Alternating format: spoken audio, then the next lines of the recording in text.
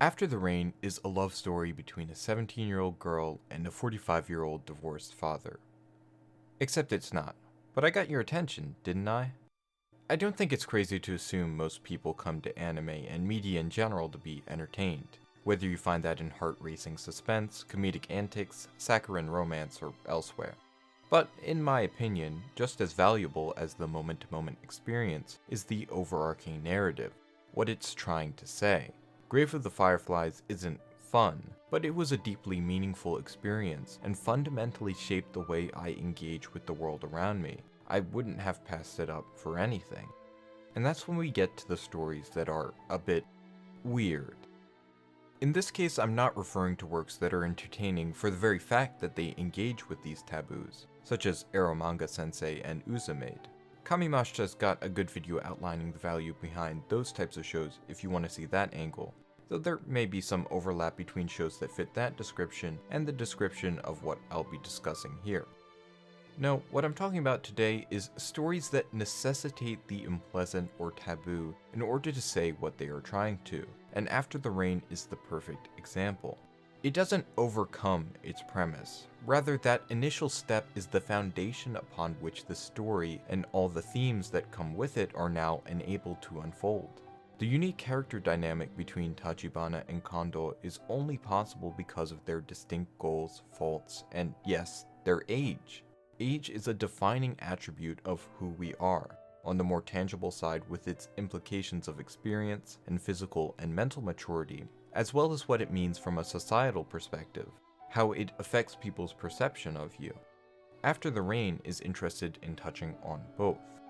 At our first introduction, Tachibana comes off as quiet and mature, Kondo as absent-minded and childish, an inversion of the implications of their age.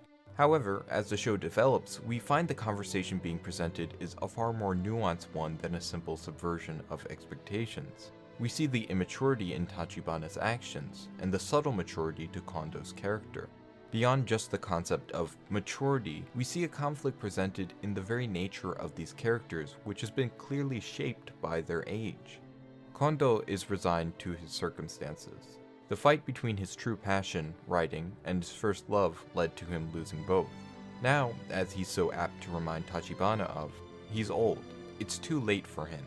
All he actively seeks now is acceptance from others in his not entirely unfulfilling job, which leads to him keeping his quirks and personal life to himself as best he can, while he puts on the front of everyone's lovable boss. Tachibana is quite the opposite, though in some ways surprisingly similar, which makes their bond, romantic or not, so compelling and understandable. She loses her ability to pursue her passion, track and field, because of an injury, but turns that energy into a full-force pursuit of her newfound feelings for Kondo. We see the distinct difference in the two in how Kondo tries to dissuade Tachibana from pursuing him. He uses arguments that show his insecurities, with phrases like, "I'm old, how could you possibly care about someone like me?" and also frequently references the concern of what will people think.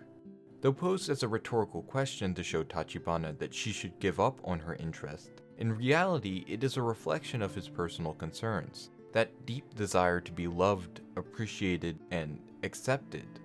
Tachibana outright rejects these dismissals, with her forthright, aggressive approach easily winning out over Kondo's timid, eager-to-please character. She rejects the idea that the opinions of others have any relevance, that they should need to conform to societal expectations. But her lack of care for the thoughts of others is gradually revealed to be, at its root, a lack of understanding or a fear of engaging with them. Her struggles with handling her own emotions when it comes to track and field, romance, and beyond are exacerbated by the emotions of those around her, specifically in that of her close friend from track and field, who she has grown apart from. To an extent because she is no longer in the club, but also because she fears to face that loss up front, perhaps to even pursue it once again. She too is running away. They both share that distinct trait, a strong passion, something they want to chase after, and both of them have bottled these feelings strongly, hid them from others, even from themselves. As Tachibana learns more about Kondo, she finds out about his writing and seeks to reignite that passion, and Kondo in turn discovers her history with running and tries to encourage her to keep pursuing it.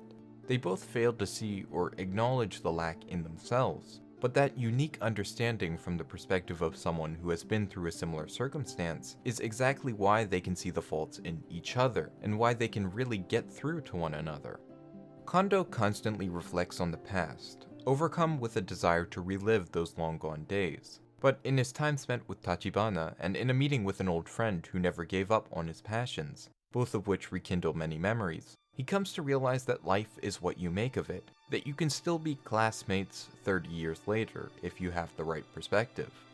As his excuse of age loses the legs it has to stand on, he begins to once again devote his energy into writing, giving another go at putting in the effort, pushing past that fear of being bad, as he remembers that yeah, he loves it. Tachibana makes a similar return, to be willing to give it another shot and run again.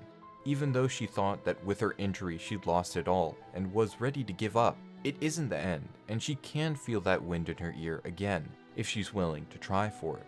That true love, true passion that they both fear to embrace fully, because if they acknowledge how important it really is to them, then losing it would be the end of everything. Sure, After the Rain definitely had points where it made me uncomfortable.